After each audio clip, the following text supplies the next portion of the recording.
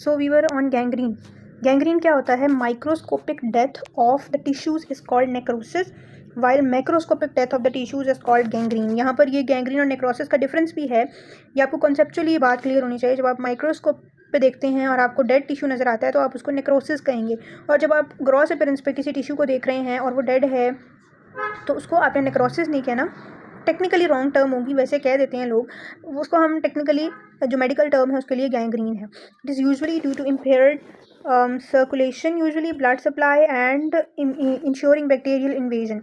Gangrene is most commonly seen in distal parts of limbs, loop of appendix, जिनकी blood supply थोड़ी compromised होती है, and small intestine. Sometimes it occurs in gallbladder and pancreas as well. अब गैंग्रीन्स की varieties क्या हैं? Bye cause, यानी cause के लिहाज से हमने गैंग्रीन की टाइप्स बनाई हुई हैं। फर्स्ट है सेकेंडरी टू आर्टीरियल ऑब्स्ट्रक्शन, यानी आर्टरी की ऑब्स्ट्रक्शन की वजह से जो टिश्यू की डेथ हुई है उसमें कौन कौन सी एग्जांपल्स हैं। इन्फेक्शन की वजह से टिश्यू की जो डेथ हो रही है उसमें कौन कौन सी हैं। ट्रोमेटिक क्या रीजन हो सकती हैं और उसकी क्या क्या एग्जाम्पल्स हैं। ठीक है, आर्टीरियल ऑब्स्ट्रक्शन में थ्रोम्बोसिस की वजह से, एम्बोलिस की वजह से, और जो वास्कुलाइटिस है आर्टराइटिस उसकी वजह से, जो कि उसके अलावा arteritis with neuropathy in diabetes. Diabetes में क्या होता है कि जो nerves that supply the arteries basically, उनमें जो जिनको आप नर्वाई वजूरम कहते हैं वो डैमेज हो जाती हैं, जिसकी वजह से वो आर्टरीज जो हैं वो रिस्पॉन्ड नहीं करती और इसकी वजह से उस एरिया का नेक्रोसिस, वहाँ पर ब्लड सप्लाई कंप्रोमाइज़ हो जाती है और नेक्रोसिस स्टार्ट हो जाता है, जिसको डायबिटिक फुट भी जिसकी एग्जांपल में आता है। Buerger's disease is a vasculitis. Arterial shutdown Reynolds disease, यानी रेनॉल्ड्स डिजीज़ में क्या होता है, आपकी जो पेरिफ्रीज हैं बॉडी की, वहाँ पर वेजो कंस्ट्रिक्शन इतनी सीवियर हो जाती है कि वो डिस्कलरेशन, ब्लूनेस आ जाती है, और अगर वहाँ पर बिल्कुल ही आर्टीरियल शटडाउन हो जाए तो फिर वहाँ पर भी गैंग्रीन हो सकता है। आर्टीरियल इंजेक्शंस कुछ ऐसे हैं जैसे थायोपेंटोन है, उनमें भी ऐसा हो जाता है। फिर इन्फेक्शियस कॉजेज़ में एब्सेसेस हैं, गैस गैंग्रीन है, फॉर्नियर्स गैंग्रीन है, ये भी हम आगे पढ़ते हैं कि क्या होते हैं। ट्रोमेटिक में क्रशिंग इंजरीज़ हैं, फिजिकल इंजरी है जिन्होंने आर्टरी को ख़त्म कर दिया है या डायरेक्टली टिश्यू को डैमेज कर दिया है, heat, radiation and electrical injury.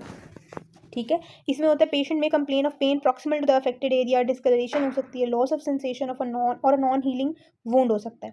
Clinically there is loss of pulsation along with alteration of colour, temperature and sensations. तो ये फीचर्स आपको मिलेंगे, डिस्कलरेशन मिलेगी, लॉस ऑफ सेंसेशन, पल्सलेसनेस, और प्रॉक्सिमल टू द गैंग्रीन आपको पेन मिलेगी।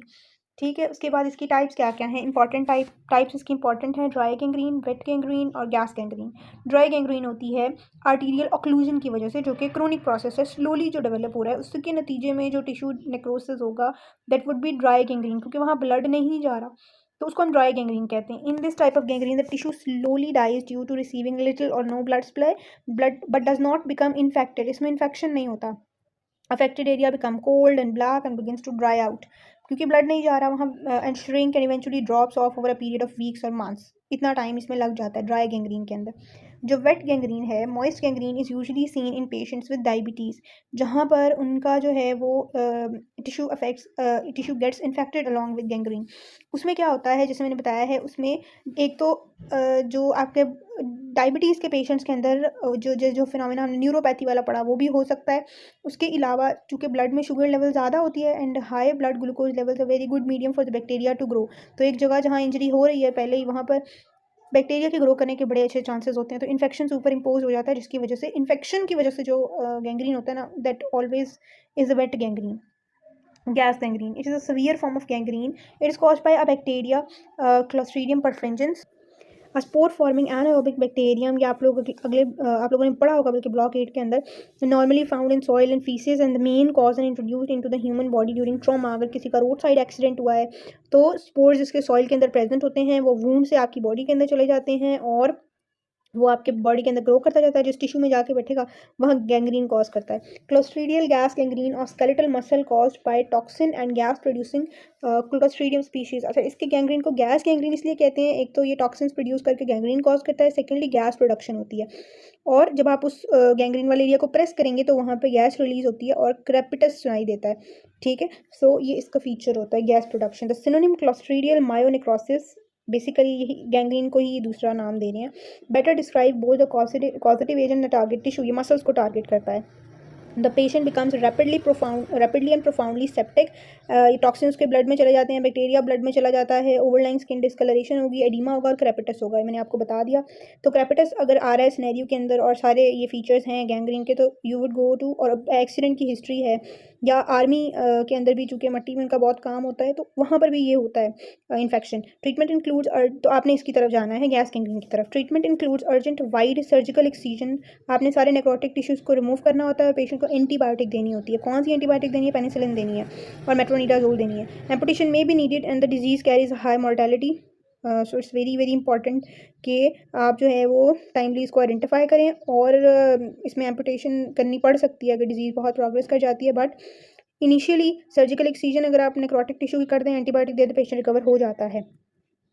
उसके बाद है जी एम्पुटेशन का टॉपिक। एंड एम्पुटेशन, अच्छा एम्पुटेशन भी पास्ट पेपर में आए हुए सवाल भी हम पढ़ेंगे। एम्पुटेशन की कुछ इंडिकेशंस होती हैं, यानी कुछ स्पेसिफिक कंडीशंस हैं जिसमें हमने एम्पुटेट करना होता है। हर हम केस में एम्पुटेशन नहीं करते। And amputation usually refers to the removal of the whole or part of an arm or hand or leg or foot.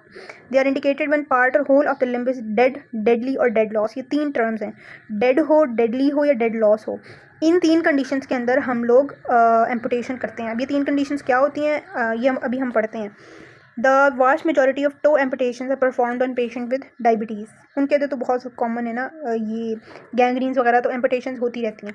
The indications for limb amputations are dead, deadly and dead loss. अब dead क्या होता है? ये तीनों terms क्या हैं? Dead कहते हैं अ डेड टो और डेड आर्म और डेड हैंड और dead foot is one in which the blood supply is so completely impeded that infarction and necrosis develop। यानी वहाँ की ब्लड सप्लाई बिल्कुल ख़त्म हो गई है, इन्फाक्शन और नेक्रोसिस स्टार्ट होने लग गया, तो उसको हम डेड कहेंगे और उसको हमें एम्पुटेट करना पड़ेगा। ठीक है, उसके बाद है डेडली। अच्छा, उसके बाद है इसमें एग्जांपल्स दिए हुए हैं जैसे लार्ज वेसल्स, उनके अंदर एथरोस्क्लेरोसिस हो जाए, स्मॉल वेसल्स के अंदर, ये सारी डिजीजेज वही वाली हैं जो हमने पढ़ी हैं। डेडली क्या होता है? The deadly category generally refers to a more proximal disease process that can result in systemic sequelae. These conditions are life threatening and amputation is indicated as a life saving measure। यानी आपको पता है इस patient की कोई systemic ऐसी disease चल रही है that can lead to the necrosis और गैंग्रीन ऑफ द टिश्यू, और वो यानी कि ऐसा नहीं होता कि हमें अभी बस लग रहा है कि इसका गैंग्रीन हो जाएगा तो हम उसकी टांग पहले ही काट दें। नो, इन्फेक्शन था उसको और उसको जो है ऐसा सिस्टमिक इन्फेक्शन था जिसकी वजह से उसको गैंग्रीन डेवलप हो गया और उसका एक लिम्ब जो है वो पूरा डेड हो गया, डेड, तो उसको हम डेडली कहेंगे और उसमें फिर हम डेडली की हेडिंग के अंदर एम्पुटेशन करते हैं। ठीक है, जैसे उसकी एग्जांपल्स में उन्होंने मॉइस्ट गैंग्रीन दी हुई है। मॉइस्ट गैंग्रीन जैसे मैंने बताया इन डायबिटीज़ के पेशेंट्स के अंदर सिस्टमिक डिजीज़ चल रही है ना, और साथ में इन्फेक्शन भी हो सकता है ड्यू टू हाइपरग्लाइसीमिया, तो ऐसे पेशेंट्स के अंदर, नियोप्लाज्म वाले पेशेंट के अंदर वो भी सिस्टमिक डिजीज़ चल रही है तो उसमें भी ये हो सकता है, तो उसमें हम डेडली की हेडिंग के अंदर एम्पुटेशन करते हैं। उसके बाद है dead loss. A toe is a dead loss when it is disease to the point where it is irreparable. यानी कि ऐसा नहीं है कि वहाँ कोई वहाँ का टिश्यू डेड हो गया है या वहाँ का सारा ख़त्म हो गया है, but it can progress to that condition because it is not treatable.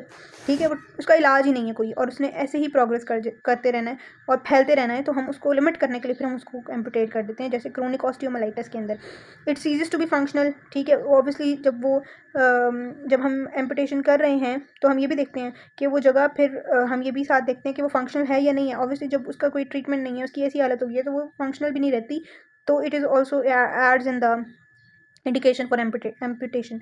उसके बाद और इट इज़ इम्पीडिंग फंक्शन। ठीक है, the indications for toe amputation is wet gangrene to prevent the infective process going farther up, but toe with dry gangrene should not be amputated without dealing with the cause of gangrene. ठीक है, ये उन्होंने वैसे ही बताया हुआ कि अगर to की एम्पुटेशन हम करते हैं ना तो वेट गैंग्रीन के अंदर हम करते हैं क्योंकि इन्फेक्शन को प्रिवेंट करने के लिए, बट ड्राई गैंग्रीन के अंदर हम लोग जब तक कॉज का पता नहीं चलता तब तक नहीं करते। ठीक है, क्योंकि उसमें एथरोस्क्लेरोसिस हो सकती है, कोई और रीज़न हो सकती है। अगर हमारे पास इतना टाइम है कि हम उसको ट्रीट कर सकते हैं तो we will go for that first. उसके बाद एम्पुटेशन के लेवल्स हैं, लेवल्स को छोड़ दें, types of amputation.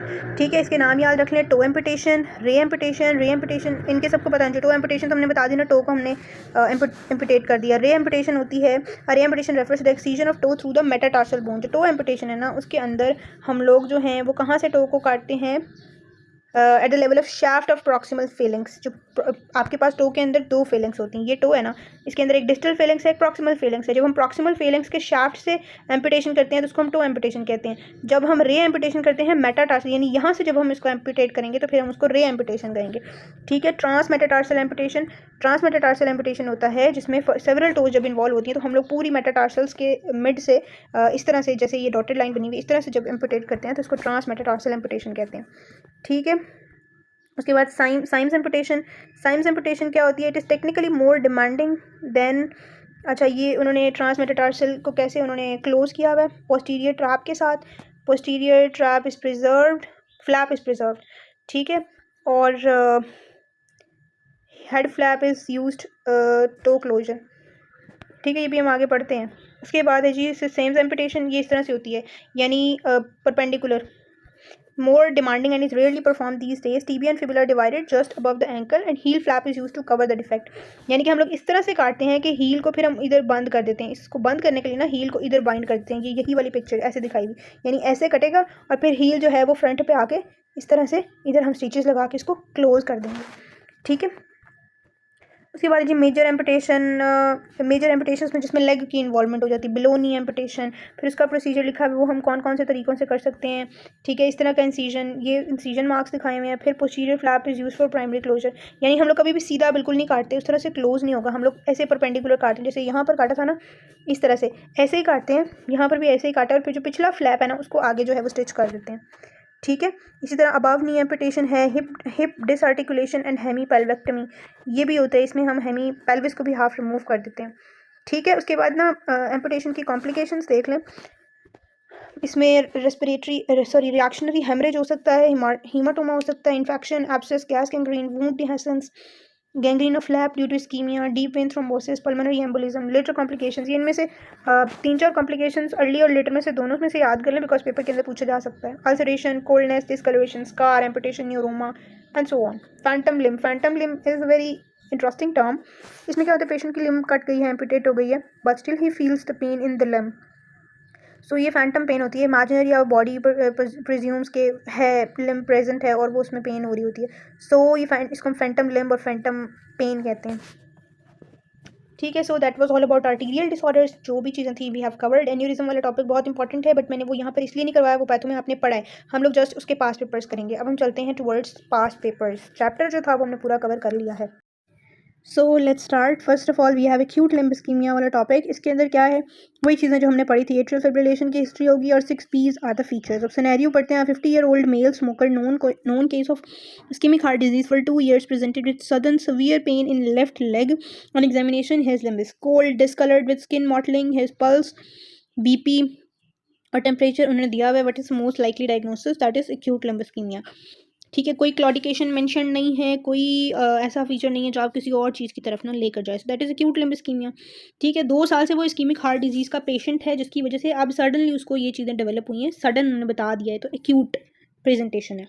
Acute limb ischaemia, what are the relevant investigations, वो भी हमने पढ़ ली। इमरजेंसी स्टेप्स क्या क्या होंगे ये हमने नहीं पढ़ा। इमरजेंसी स्टेप्स में आपने उसको फॉरन हेपरिन देनी है, पेन को रिलीव करना है, एम्बोलेक्टमी है, थ्रोम्बोलिसिस है और एसोसिएटेड कंडीशन को ट्रीट करना है। स्टेप्स याद रख लें और इसको ऐसे ही आपने एग्जामिनर को बताना है या पेपर के अंदर लिखना है।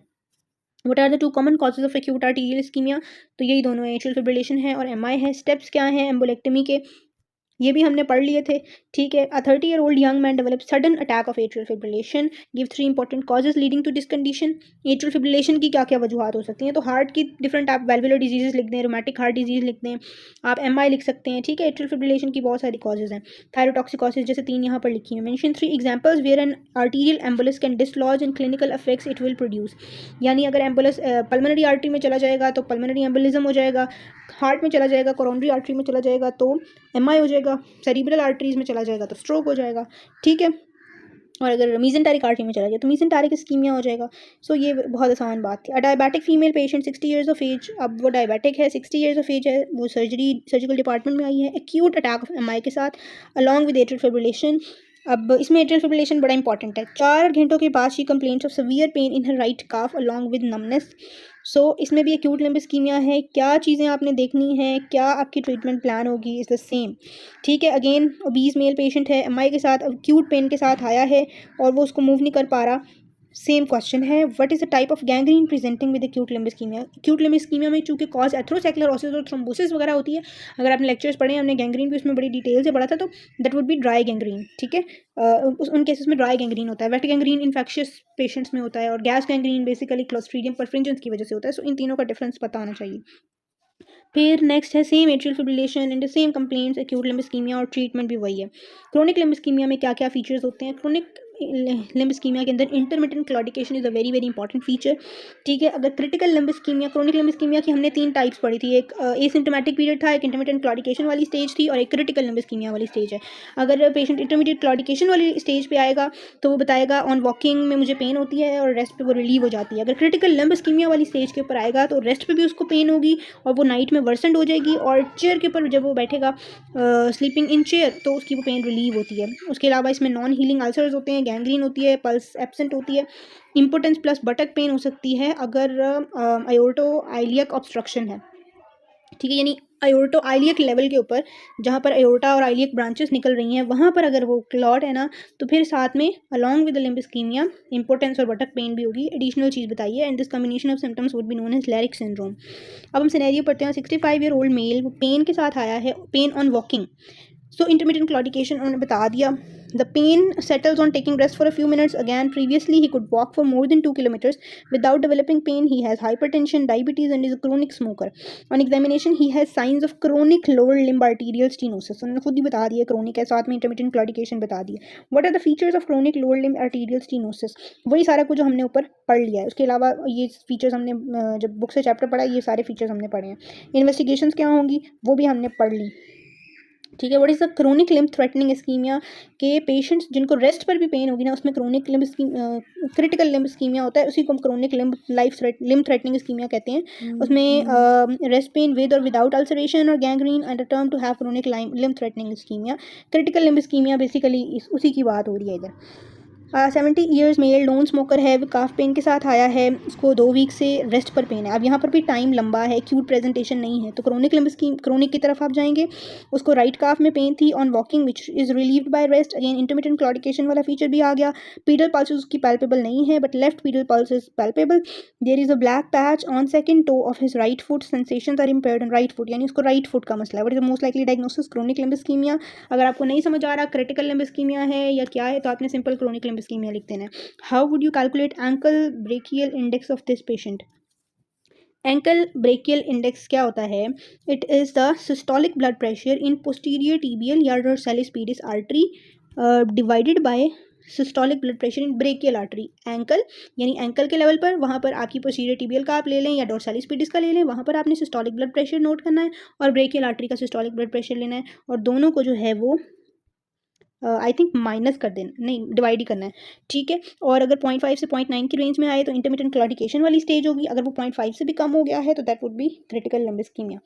ठीक है, इन्वेस्टिगेशंस क्या क्या होंगी वो हमने पढ़ ली ऑलरेडी। ठीक है, इसी तरह सेम है कि उसको इंटरमिटेंट क्लॉडिकेशन है, 1 हफ्ते से है, develop continuous pain which become severe at night, so chronic limb ischaemia, वो हमने बता दिया। हाउ विल यू इन्वेस्टिगेट और मैनेजमेंट इसकी भी देख लें। कंजर्वेटिव ट्रीटमेंट है जिसमें आपने उसका स्मोकिंग सेसेशन करानी है, बीपी कंट्रोल कराना है, एंटी प्लेटलेट स्टेटिन्स, ठीक है, जो एथेरोस्क्लेरोसिस को कम करे। मेडिकल ट्रीटमेंट में आपने इंटरमिटेंट क्लॉडिकेशन के लिए सिलोस्टाजोल दे दी। ठीक है, इंटरमिटेंट क्लॉडिकेशन क्यों हो रही है? आर्टीरियल ऑब्स्ट्रक्शन की वजह से ही हो रही है ना। सिलोस्टाजोल जो है वो ये आपकी एंटी प्लेटलेट ड्रग्स में से आती है। सर्जिकल ट्रीटमेंट में इंडिकेटेड, सर्जरी तब इंडिकेटेड है जब मेडिकल ट्रीटमेंट किसी काम की नहीं रही और या फिर क्रिटिकल लिम्ब इस्कीमिया अगर डेवलप हो जाए। ठीक है, सो उसमें एंडार्टेक्टमी हो सकती है, एम्बोलेक्टमी हो सकती है अगर एम्बुलेंस है, एंडोवास्कुलर ट्रीटमेंट बाय एंजियोप्लास्टी और स्टेंटिंग, ये सारी ट्रीटमेंट है। उसके बाद इन्होंने एंडार्टेक्टमी यानी कि वो वाला सेगमेंट आर्टरी का रिमूव करने की क्या क्या इंडिकेशन हो सकती हैं वो बताई हुई हैं, इसको भी रीड कर लीजिएगा। उसके बाद है 60 year old man presents with history of intermittent claudication. उन्होंने खुद ही बता दिया। इंटरमिटेंट क्लॉडिकेशन का वर्ड आए तो आपने हमेशा क्रोनिक लिम्ब इस्कीमिया का सोचना है, एक्यूट में नहीं होता ये। ठीक है, he is a smoker for the last some years. On examination his blood pressure is this and this. What is intermittent claudication? ठीक है, सिंपली ये भी आपको पता है। इन्वेस्टिगेशन क्या होगी, मैनेजमेंट क्या होगी। सेम नेक्स्ट सिनेरियो है, उसको पेन होती है जब वो वॉक करता है, relieved by rest both in standing and sitting position, same चीज़ें हैं। नेक्स्ट सिनेरियो में भी उसको जो है वो हाइपरटेंसिव है, स्मोकर है, काफ पेन है on walking which is relieved on resting, intermittent claudication. Diagnosis क्या है, आपने उसकी ब्रीफ जस्टिफिकेशन देनी है। So chronic limb ischemia because gradual blackening of toes is indicating the gas gangrene. इसमें जो है वो साथ में ब्लैकनिंग होगी है, साथ में गैंग्रीन भी डेवलप हो गया है। ठीक है, how will you confirm the diagnosis based on clinical presentation? What is the most likely site of his disease? Femoropopliteal. आप देखें उसको काफ में पेन हो रही है, तो इसका मतलब उसको जो है वो मसला काफ से ऊपर का है। ठीक है, so that would be femoropopliteal obstruction, यानी फेमरोपोप्लीटियल आर्टरी के लेवल पर ऑब्स्ट्रक्शन है, जिसकी वजह से जो उससे आगे वाले मसल्स हैं उनको ब्लड सप्लाई नहीं मिल रही है और उनमें पेन हो रही है. Outline the management plan is the same. Next scenario, a 55-year-old salesman complains that he gets pain in his right calf after walking distance of 1 kilometer. Same चीज़ें हैं, स्मोकर है, हाइपरटेंसिव है. Name the symptom he is describing, that is intermittent claudication. Probable cause क्या है? ये देखें वही cause है, और इन्वेस्टिगेट कैसे करना है, मैनेज कैसे करना है, वही सारी चीज़ें हैं. So this was all about chronic limb ischaemia. उसके बाद कंपार्टमेंट सिंड्रोम, ये भी मैंने आपको बड़ी डिटेल में पढ़ा दिया. इसमें ट्रॉमा की कंप्रेशन की हिस्ट्री होगी, या पेशेंट को फ्रैक्चर हुआ होगा, उसकी टाइट ड्रेसिंग की वजह से भी हो सकता है. बहुत ज़्यादा पेन होती है ऑन स्ट्रेचिंग और moving. Distal pulses may be present और मे बी एब्सेंट. ठीक है, अब इसका सिनेरियो पढ़ते हैं जी. 24-year-old मेल, उसको एक इंजरी हुई राइट लेग पर during a motor bike accident और brought to emergency room. He was crying due to severe pain in the right calf. On examination there was tightness of the muscles of the right calf. ये मैंने word use किया था, pressure की वजह से muscles के ऊपर pressure आ रहा होता है, मसल टाइट हो गए हैं. With pain on passive movement of the limb and distal pulses were absent. So typical compartment syndrome का डायग्नोसिस है, पेपर में आ सकता है. मैनेज आपने कैसे करना है, मैनेजमेंट आप हर चीज़ की यहाँ से पढ़ लिया करें, अच्छी लिखी होती है. इन्वेस्टिगेशंस क्या क्या करानी है, कंपार्टमेंट प्रेशर मैनेजमेंट हमने पढ़ी थी. आप सिर्फ फेशियोटॉमी भी लिख दें तो, और साथ में पेन किलर, दैट्स इनफ. ठीक है, साथ में आपने CBC, RFT, urine analysis, CP के क्रिएटिन फॉस्फेट काइनेज और सीरम पोटाशियम करवानी है. ठीक है, उसके बाद है जी 30-year-old मेल, वो आया है presented in COD with simple undisplaced fracture of tibia. मैंने बताया था फ्रैक्चर भी हो सकता है. डॉक्टर ने POP कास्ट रिप्लेस की, अप्लाई की and discharge. Next morning patient presented severe pain in leg. ये भी टिपिकल सिनेरियो है कंपार्टमेंट सिंड्रोम का, जिसमें ड्रेसिंग की वजह से हो सकता है. With emergency measure should be carried out. आपने कंपार्टमेंट प्रेशर मेजर करना है, फेशियोटॉमी करनी है और पेन रिलीफ करनी है. यही इसके गोल्स होते हैं मैनेजमेंट के. फिर जी रोड ट्रैफिक एक्सीडेंट के बाद एक पर्सन आया है with complaints of severe pen. The limb was trapped in the cabin of the vehicle. और यानी कि ये ट्रॉमा है, और जो आपकी क्रशिंग इंजरी है उसकी एग्जांपल में आ रहा है, कोई फ्रैक्चर नहीं है. तो फिर क्या होगा, कंपार्टमेंट सिंड्रोम ही होगा. Investigation, which sign signifies a late presentation. उसमें लॉस ऑफ पल्स है, और यानी कि इस पेशेंट के अंदर अगर लेट प्रेजेंटेशन हो तो कौन से साइंस डेवलप होंगे. लॉस ऑफ पल्स डेवलप होगी, पैरालिसिस डेवलप हो सकता है, लॉस ऑफ सेंसेशंस डेवलप हो सकती हैं. ठीक है, अब 24-year-old male is brought to the emergency room of a tertiary care hospital after a road traffic accident in which he received isolated severe blunt trauma to the lower limbs. He is very stable but he is complaining of pain in both limbs. ठीक है, again वही चीज़, काफ इसमें most commonly काफ़ी involve होता है mostly compartment syndrome के अंदर. ठीक है, सेम चीज़ है. पैथोफिजियोलॉजी क्या है जी, increase muscle compartment pressure, tissue perfusion compromise, endothelial cell injury due to hypoxia, increase capillary permeability, fluid leakage होता है, इंटरस्टिशियल प्रेशर बढ़ता है, मसल्स को एक तो ब्लड सप्लाई नहीं मिलती और ऊपर से उन पर प्रेशर भी पड़ता है. How would you treat it, treatment भी हमने पढ़ ली. ठीक है, सो ये आपके आर्टीरियल और वाले चैप्टर के अंदर से जो भी सिनेरियोज आए हुए थे वो मैंने बता दिए. अब हम वेन्स वाले चैप्टर करेंगे और उसके बाद हम उसके सिनेरियोज करेंगे. ठीक है.